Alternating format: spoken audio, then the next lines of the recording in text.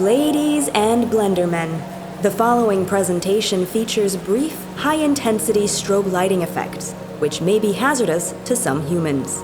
Viewer discretion is advised. And now, direct from Disillusion Industries HQ via interstellar live stream, it's the daring debunker of digital dubiousness, the valiant vanquisher of VFX virality, recently ranked among YouTube's most underrated under 80, Captain Disillusion!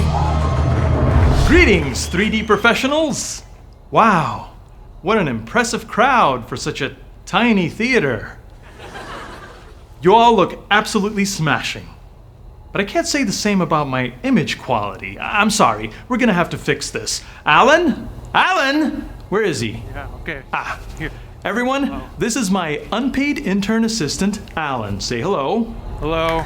Alan is going to make the screen look presentable, as he should have done before the presentation started. Isn't that right? Yes, sir, I'm on it. Now don't worry, friends. This isn't going to be one of those lame remote talks like the poor souls next door in the salon are having to settle for. Whoa, much better. Thank you. It's just I like to make an entrance. And what better way to make it than with Blender 2.8's new experimental feature, Biomesh Export. I believe the keyboard shortcut is Control-Alt-Shift-Caps-Lock-Tab. Wait, Captain, you have to enable the add-on first. What?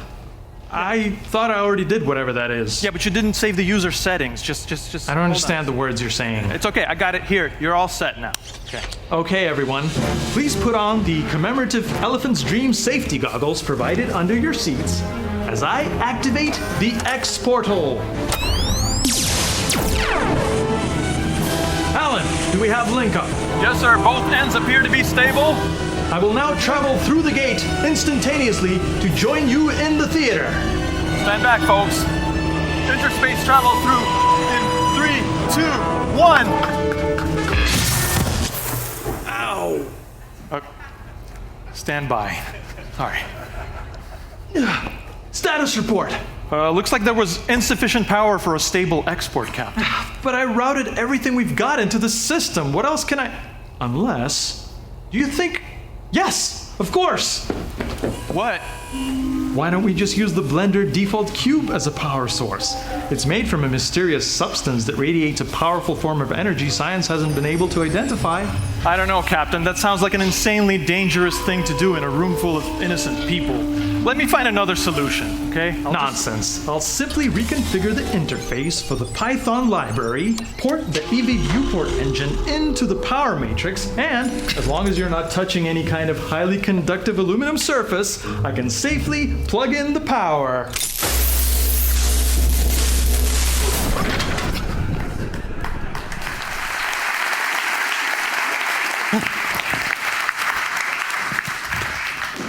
What happened? I feel so weak and flabby. Captain? Alan, what did you do? Nothing. I don't know. I think we switched bodies. This jacket's really warm. Don't touch anything. Just run the machine again so we can switch back. Everything's shorted out. It's gonna take me a while to fix. Fine, just get it working. At least I'm here now. Can't get good help these days. I gotta make the best of it, because the show must go on, all right? Proper attire. Okay, that's good. You guys, do that thing, okay, but not until I say. Just gonna get ready. Okay, big clap, applause.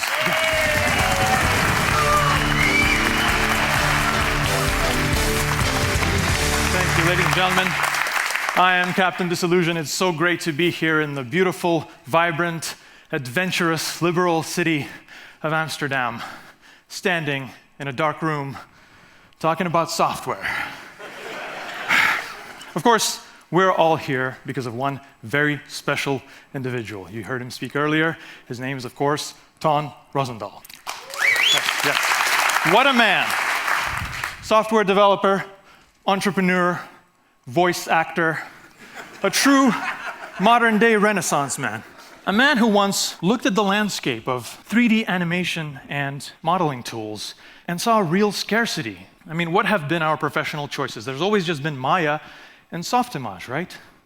And 3ds Max, Houdini, Lightwave, ZBrush, Modo, Cinema 4D. There's not that many, okay? So he decided to create one more. He gave it a very attractive, very marketable name, Blender, and of course a logo, which in accordance with the International Treaty for 3D Software Logos always has to be some sort of embryonic proto-life form abomination. That's just a rule. There's nothing we can do about that. And we all know the rest of the story, of course. The domain blender.com was taken by, blenders, so he had to settle for a .org, which, as we know, cannot be for a commercial product. Did Ton give up at that point? No. He made Blender free and open source, and to make sure that it remains free, that artists all over the world have access to this amazing versatile tool, that something like this would never, ever happen, he started the Blender Foundation. Yes? Now, you guys know this. The Blender Foundation is not just one simple organization. It's kind of a conglomeration of different, entities interconnected. Ton has explained it to us in detail in the past. I think I understand it. Just to go over it again, there's the Blender Foundation, right? The Blender first floor, the Blasement, the prestigious Rosendahl Center for the Advancement of Blue Shirts. That's on the nonprofit side. On the commercial side of things, we've got Blastoff, 3D Printed Vibrators Limited. I think they sponsor CodeQuest, I'm not sure. For the youngsters, there's Blender Daycare. Very important work being done by the Blender Crash-Induced Depression Support Hotline. Those people save lives. But I think maybe, for me, the most interesting part of the organization has to be the Blender Animation Studio, also known as the Blender Institute or School for Gifted Youngsters. They're settling in on the name, just give them time, This is where all the cool stuff happens, of course, where Blender is put to the test by a group of creative professionals from all over. It's a real melting pot, We got people from Patagonia, from Italy, from Iceland, from Germany, from Russia, from all sorts of overwhelmingly Caucasian places. And at one point, as I understand it briefly, even a girl. So the diversity is inspiring. And so together, they create Blender Open Movies. These are short animated films designed to showcase what Blender is capable of and help push its development forward. Turn it into a real industry standard tool. These guys create Pixar-level stuff, in my opinion, but because they're not beholden to a corporate, big studio, they can be as experimental and inventive as they want. They'll do the cute animal antics stuff, but they'll also tackle more dramatic subjects like dysfunctional relationships or tragic loss or the nature of existence, philosophy, or to be honest, I still don't know what that one's about, but it's real trippy. I just love it. I put it on, my friends and I just, whoa. And this year, of course, congratulations are in order. The Blender Animation Studio won the People's Voice Webby Award for Agent 327 Operation Barbershop. I think that deserves a round of applause, man. Amazing.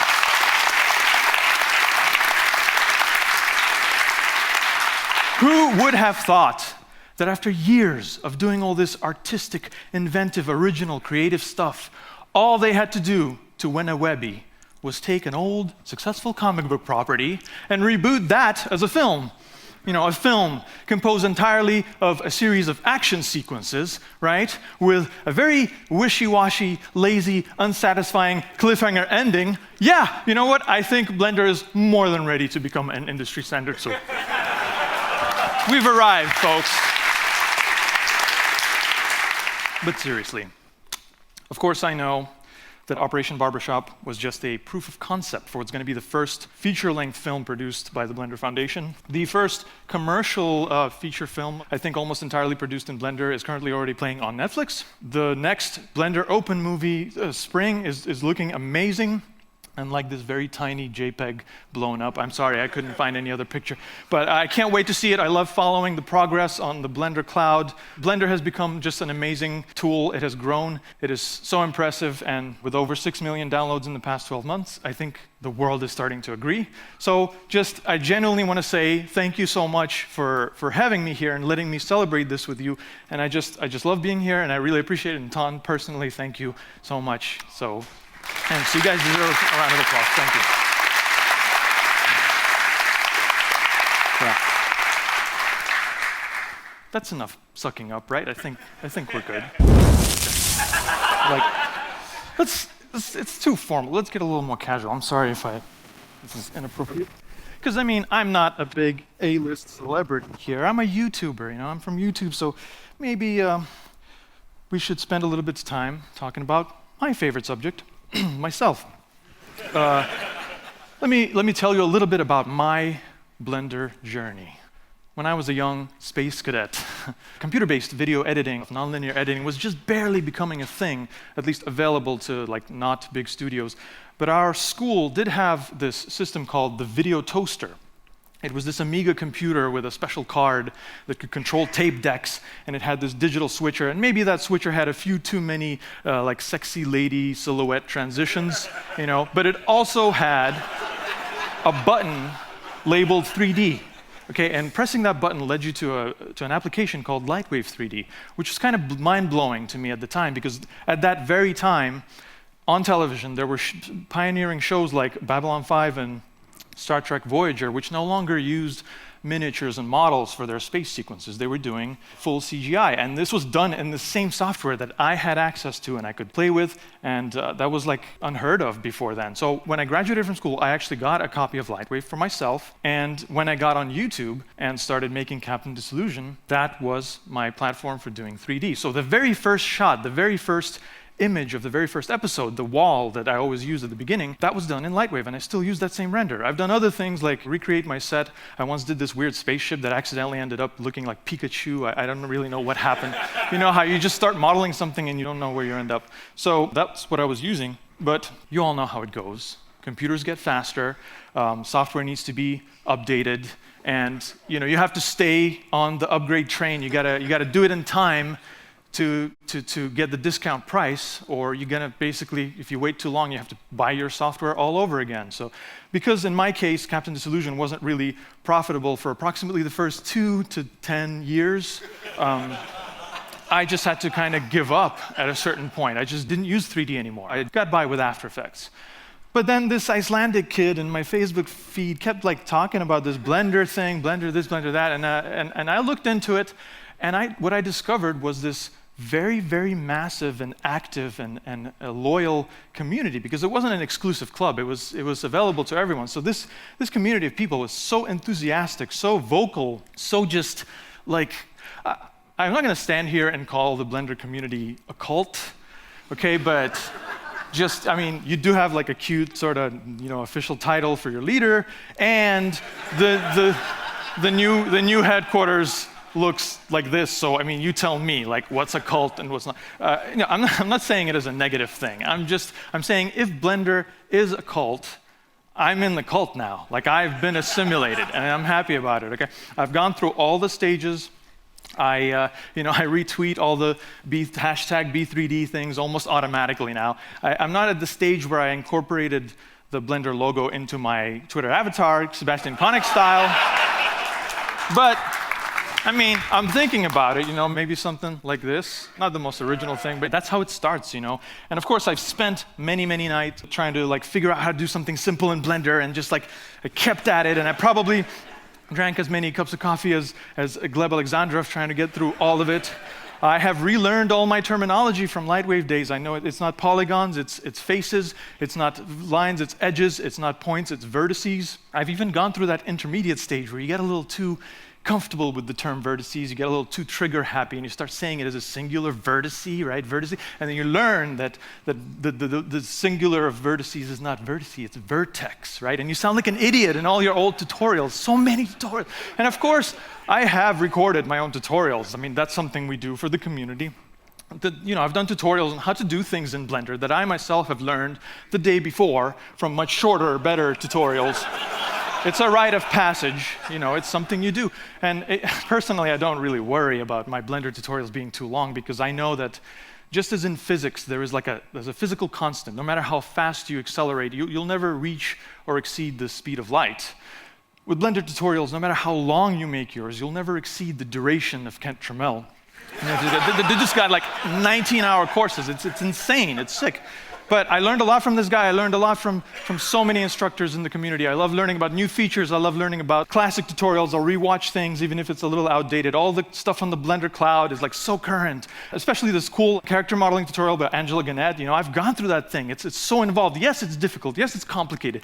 Yes, the model in the photo references is in fact an adult film star from the Czech Republic. But you have to know these. You have to know these things. You have to do your research. And that's what I did. I worked at it. I started incorporating Blender shots into my web series, and it wasn't too long before I didn't just get good at Blender, I became the world's greatest Blenderer, all right? Yeah, well, thank you. I'm glad you agree. Some people might think that's hyperbole, but I don't think so. I mean, look, let's look at the numbers. I hate to brag, I apologize in advance, but just this month, my channel did surpass 1 million subscribers, and thank you, that's very kind. That is very kind. And you know, obviously I'm pretty open about championing Blender and that I use Blender, so like my channel is associated with Blender in a way, and I have 1 million subscribers. There are other channels on YouTube that are all about Blender. I don't think any of them have 1 million subscribers, not that I've seen. I mean, you know, you're close, Blender Guru, you're pretty close, but you're not there yet, all right? Don't get cocky. Don't get cocky. So, all I know is I'm standing up here, you guys are down there. There must be a reason. I was invited by the Blender Foundation. I didn't ask to be here, okay? But I love it. But so, you know, I think you're here to learn. So, like, let's get technical. Let's look at, this is a technical conference after all. So let's look at the production of Captain Disillusion and how Blender is utilized in my production workflow. I use it in a few different ways. First of all, in a narrative way, okay? Sometimes it's about advancing the world of Captain Disillusion, doing some kind of joke or making a point in like a sketch. So to take a specific example, I did this video a while back about this invention called the secret bracelet, right? I don't know if you've seen this thing. It's like a silly invention. It was a crowd-funded project. I didn't think it was very good. And what better way to make fun of it than to maybe like introduce my own invention that's equally silly called the genie, right? So I made up this little ball that you stuff yourself into to mail yourself in the mail instead of like having to pay for a plane ticket to make a point, you know, at the beginning of my video. So to do that story, to do that sketch, I had to create this asset. So let's just take a closer look at how this was accomplished. Now, I know we have different skill levels here, and I'm going to try to like keep it, you know, generally understood. So what we're looking at here, essentially, believe it or not, this started out as nothing more than a simple UV sphere. And you know, it's about starting a general concept from a general sort of place, and then you use various hard surface modeling techniques. You know, you iteratively, gradually arrive at something ultimately totally unrecognizable, but something that serves the purpose. You know, and it doesn't end there. In this case, it had to be a little more complicated. It needed to animate. At a certain point, it had to open up so I can like fall out of it, right? So here, we're like on another level, okay? So I had to figure out the flow of the topology and decide on like the place where this would elegantly open up. How do you like get it in there, you know? And then obviously turn it into not one, but separate objects, up to 3 objects, and rig it up in that specific way that needed to animate through keyframes. This is something anyway, I'll go over it later. So, and ultimately, I think it paid off. You know, I think the sketch worked. I think it was one of the most popular episodes on my whole channel. So, you know, that's an example of narrative use. But primarily, I use Blender in like the explanatory graphics, the stuff I'm known for, you know, visualizing how effects are done, how something is faked. And so here's an example of that. I did this episode recently on the Escherian stairwell. It was this viral video about supposedly this endless stairwell at some college. And of course, it was not a real thing. It was kind of an experimental short film by this filmmaker. And they didn't use any complicated graphics or animation or visual effects to accomplish this. They just used old school, clever camera tricks. But to explain how it was done, I thought it would be very effective to do it by recreating the entire stairwell in 3D, use it as a schematic of how things went down. And this is obviously a whole other level of complexity. I don't remember how we approach some of these things. I'll kind of go through it with you as I remember it. I think for the walls, what did we do? I think, yeah, it was planes, a couple of planes. Yeah, but walls are really not the star in a stairwell, the star is the stair, right? The individual stair. So let's focus in on this. What we're looking at here is, for practical purposes, essentially is what we're talking about is a cube. Okay, now I know, what? Captain Disillusion, that looks nothing like a cube. I know what a cube looks like. A cube looks like this. And you're right.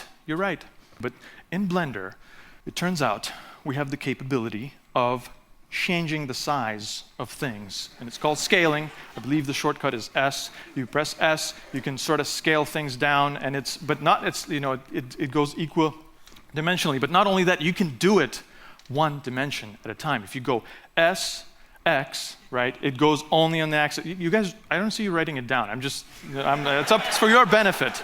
But so, you can do this iteratively, and eventually you arrive at something that is basically kind of like the shape of a step. And that is how I achieved the creation of not just that step, but all the steps. And I'll tell you something else. I didn't even have to do it one by one. There's a thing called the array modifier. It's over there in the modifiers tab, and it just copies everything. It's done. So I apologize if I went too fast through these things. I know there's different levels. I know A.D. Burrows wanted some explanation. Just come up to me after the show. I'm happy to talk to professionals, to amateurs alike. Actually, speaking of amateurs, I hope you'll indulge me. It's a little off topic, but I need to get something off my chest. You guys in this room, we're already here. We love Blender. We don't need convincing. But I want to talk to the people at home, maybe watching the live stream, who might have downloaded Blender once, might have tried it, and they didn't stick with it because they felt that Blender is not very user-friendly, not intuitive. Okay, where do I begin? You are wrong, okay? And I'm happy to prove it to you any day of the week, okay? Take any aspect of the workflow, anything, like something as complex as materials, okay? Handling materials, shading. This can sometimes be convoluted in other software, not in Blender. It couldn't be easier. So let's just go through it real quick. Say you have your model, you're happy with it, but you don't want it to look like it's made out of dental clay or whatever. You want to give it a nice material. All you have to do is go over to the Materials tab, click this little plus button, and it will add a new material, as well as a material slot above, which lists the material which is listed below. Okay? So now, stay organized, rename your material into something that makes sense, and you'll see that the material slot got renamed as well. That's because materials have names. Material slots don't really have names, they just reflect the names of the materials that are listed within them. But don't worry about that. Just set some basic settings in the control panel below. If you need a little bit more control, you can go to a different control panel called the Node Editor. Spend a few days in there, get it exactly the way you want, and then you're done. It's simple. Yeah, if you want your object to just have the one solid material, you're done. If you want more than one material, don't worry. You can do that too, okay? Just go into edit mode on the object, select the geometry, click this little plus button, it'll add another material slot. It won't be automatically populated by new material, so you gotta go down and press that little plus button again, it'll create the new material. Now, if you try to rename this material the same thing as an experiment, you can't, because every material in a Blender scene has to have a unique name. But multiple material slots can list the same material within them, in which case they will all be called the same thing, but that's not confusing. All right, don't say that. And anyway, in our case, we do want a different material. So we've got to create a new material, but don't click that plus button. That plus button is not like this plus button over here. That plus button does not create a new thing. It duplicates the thing that is currently listed. But sometimes you do want to do that. You don't want to start from scratch. Just go ahead and click that and modify the material that's there in the Node Editor for a few more days. And then, when you're happy with it, you'll see that nothing has happened. And that's because you weren't paying attention and you didn't click assign, all right? We're almost there. We're almost there. So go ahead, reselect the geometry, click assign. Nothing has happened, of course, because you weren't paying attention again, because when you reselected the geometry, it selected its old material, so nothing happened. You assigned the old material, so select the new material, and then click assign, and then you're done, okay? It worked. Now, it's okay. I understand there is a learning curve, and if by the end of this process, through trial and error, you accidentally created a few extra materials that you didn't mean to create, and you don't want them around, you might want to know how to get rid of them, well, you can't, okay? Don't be such a baby, all right? In software development, deleting is just a concept, okay? It doesn't, some software might have a delete button, and when you click it, a thing disappears, but it's not really gone, okay? It's not gone from the memory. All right? Right? Am I right, Tom? So in Blender, we choose not to go through that charade. Okay? You can't delete unused materials. If you really want your unused materials gone, be a grown-up and restart Blender, shut it down, restart it again, and then the materials will be gone. Of course, any other unused materials that you might have wanted to keep around will be gone as well. But is that really the fault of Blender? Or is it the fault of the user who didn't think, didn't plan ahead, and didn't flag each unused material that they wanted to keep around by simply clicking a button next to it intuitively labeled F?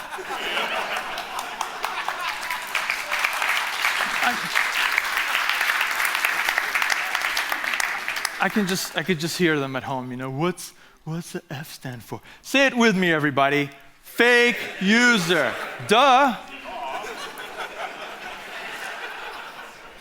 What does that mean? None of your business, okay? Just stop telling people that Blender is difficult to use. I'm sorry, guys. I just had to get it off my chest, and sometimes people can be so annoying with these. Captain? Sorry to interrupt, but I think I've got everything working, so we can try again. Great! Not a moment too soon. I miss my beautiful body. And these people have strange reactions to things. Okay, what do I do? Just touch the laptop again. Are you sure? It's okay. That's supposed to happen. Here we what? go. 3, 2, 1. Did it work? Well, partially. What went wrong now? You're supposed to fix this, Alan. I'm starting to develop body image issues in a room full of computer nerds. I'm sorry, Captain, but I think the only way I can recreate the anomaly is if both subjects are in line of sight. Wait a minute. Are you telling me that in order for us to switch bodies back, we have to be in the same room? Yeah. And the only way to do that is to fix the portal so I can go back through it. Is that it? Yep. And at that point, by being back in our own bodies, we'll finally regain the ability to play the instruments we both play in our two-boy pop boy band, Fluid Sim. Uh-huh. And nothing would then, of course, prevent me from coming back out to the stage as my proper self, the way I was supposed to in the first place. Well, I don't know if we want to make it that complicated. Fix the portal, Alan. We can't let our audience down. I can come up with a few more minutes of crap to say. All right. Let's take it down, guys. Look, I hate to do this, but I have a Patreon, okay?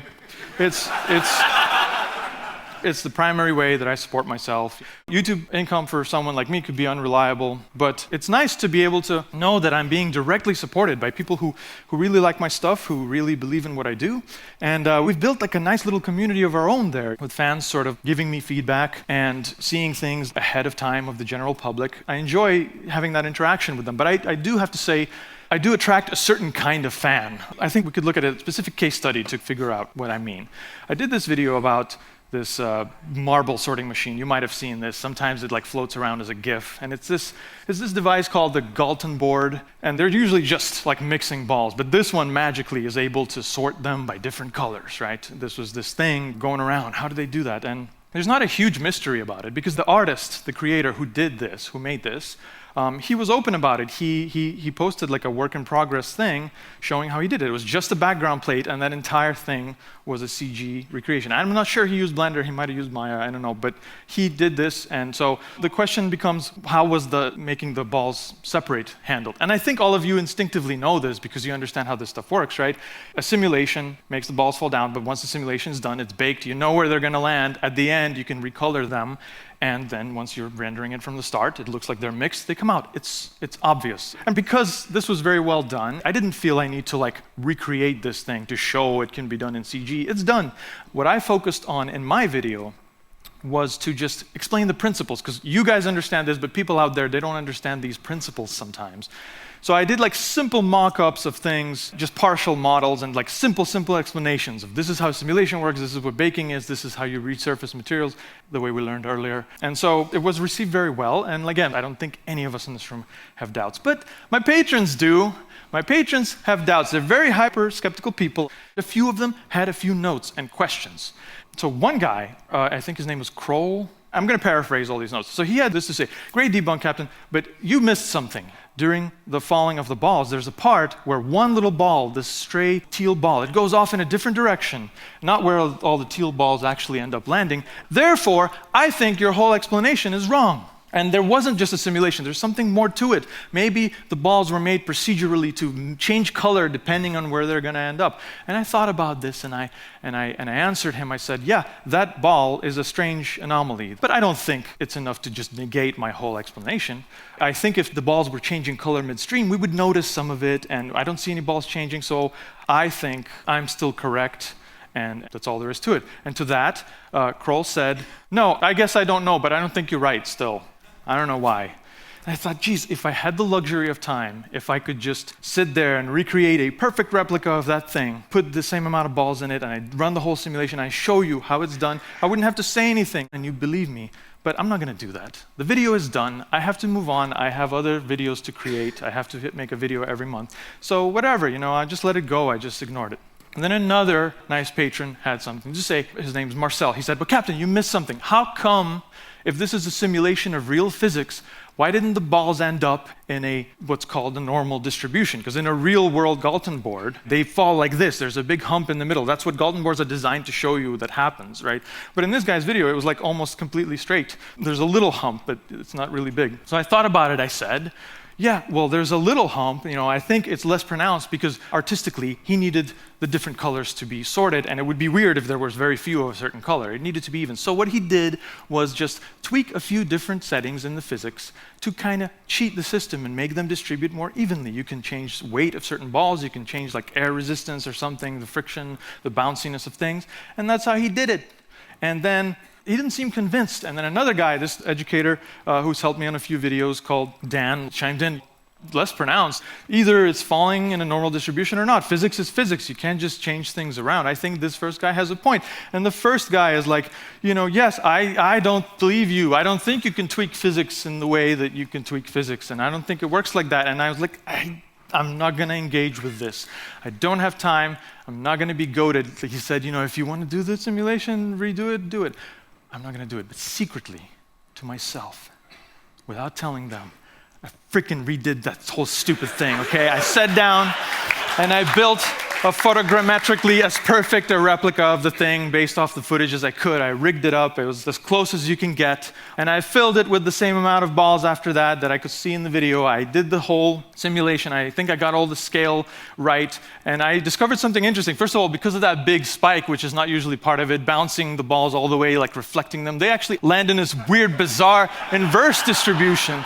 So this is a crappy Galton board design if it was to be made in the real world. But never mind that. Even with that huge handicap, I put my theory to the test, okay? I ran the simulation a few times, and I tweaked a few parameters, and when I was happy with it, I baked the simulation, and I recolored the balls at the end. And how about we look at the result, huh? Look at those balls go. Kroll, check them out. Look at, they're all landing magically in the right place. Are the last few stragglers gonna go in the wrong place by accident? No, they all made it in the right place. And I didn't seem to need to change any of the colors of the balls secretly. It seems to have worked. And Marcel and Dan, check out how nice and straight this whole distribution is. It's almost like a straight line. I guess it is possible to tweak the physics, to make the thing do whatever you want, because it's just a simulation. It's not a real thing. That's what it's for. So, I love you. I love you. Thank you for your support. But maybe sometimes just trust Uncle Captain Disillusion that maybe he knows what he's talking about, okay? Thank you.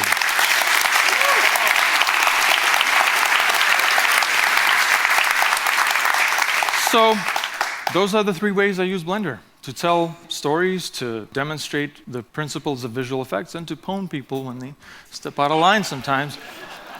But mostly I use Blender because it just makes me feel good. I love that feeling of sitting down in front of a fresh Blender scene and just feeling the possibilities, feeling like I could create anything. It kind of puts me into that feeling back in the day when I would watch Babylon 5 and stuff and feel like I could touch that, I could accomplish that if I really tried. I had the capability. In fact, I have, in a way, on that stairwell video, one segment involved creating a parody of Babylon 5. So I kind of did a shot-for-shot remake of this thing, and it made me realize, looking at it side by side, if I put my mind to it, if I do my best, if I put my best effort forward, I can make something that sort of, kind of, almost nearly looks as good as something made 25 years ago on an Amiga computer. And it's okay, because when I say I'm the world's greatest Blender, I didn't mean generally, okay? I meant in my own category, in the weird way that I use it, as I showed you. And That's because Blender is such a versatile tool. Like, we don't have to be animators. As you guys, there was only like 3 animators when Ton asked, right? You can use it for so many things. You could be, a sculptor creating 3D prints out of it. You could plan architectural design. You could do, painting. Use a Blender scene as a basis for your digital painting. We can all be the world's greatest Blenderer in our own, unique category. And that's, if you take away anything from it, it should be that. Now, I'm really sorry if I've been cranky throughout this whole thing. I am not really that upset about being stuck in Alan's body. I mean, I've been in it for a while. I think it's actually kind of hot. I don't know. But it's just, it kind of ruins things. I had this thing planned.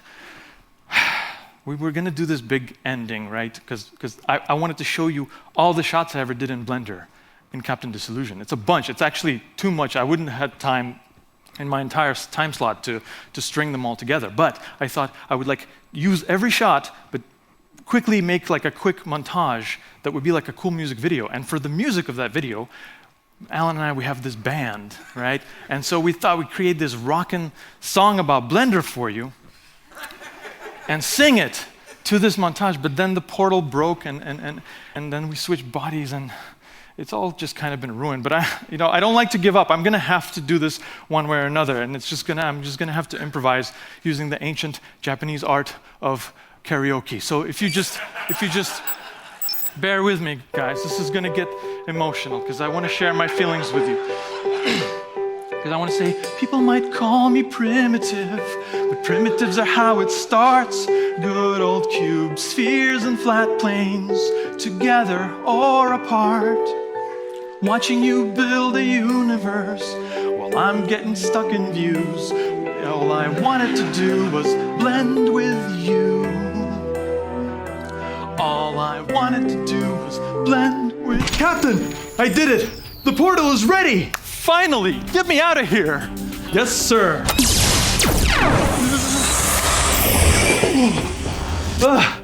Home sweet home. It was getting real cringy out there. Those people were giving me nothing. They can still hear us. Oh. Come on. We better switch bodies back. I'm starting to say things I don't mean. Here we go. And... that's the stuff.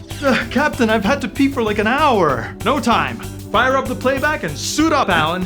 Because Fluid Sim has got a gig to perform. Yeah. 1, 2...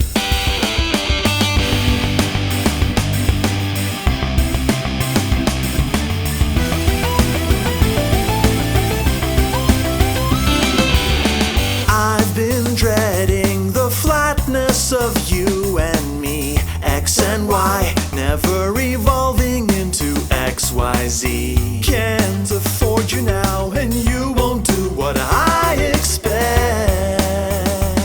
Would it kill you to let me right-click select?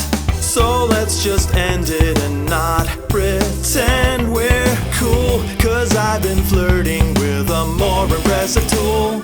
It's Blender, got its own foundation, built on the people's code around the world. It's easy to see why Blender needs no activation. It just gets you closer or further or different from reality.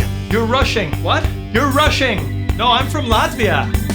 CG experts are never in short supply, teaching nodes or sharing tips on how to rig an eye. Knowing how is key, but doing is another world. And it also pays better, or so I'm told.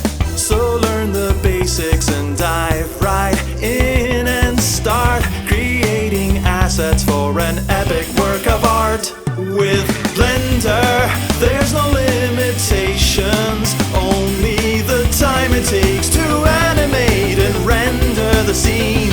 With Blender, some imagination, you might just get closer or further or different from reality. Isn't it over yet? No. What are we gonna do? What any pop song does to fill time. Improvise a lazy solo. Go. Me?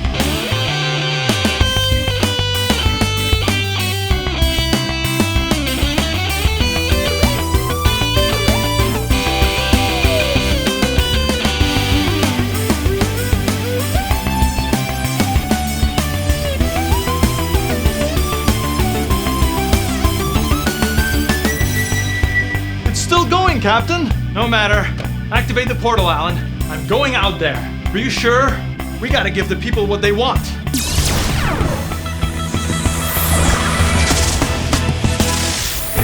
Blender, there's an extension that lets you fill the sky with apple pie real accurately. Just Blender, your determination can get you much closer or further or different from reality. Blender's an alternate dimension. We're gonna plot the course for open source. With Blender and all the right intentions, we're getting much faster and better and different in reality. In reality.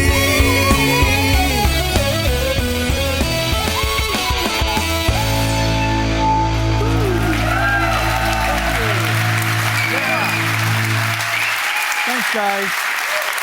Appreciate it. Thanks. I appreciate it. Thank you.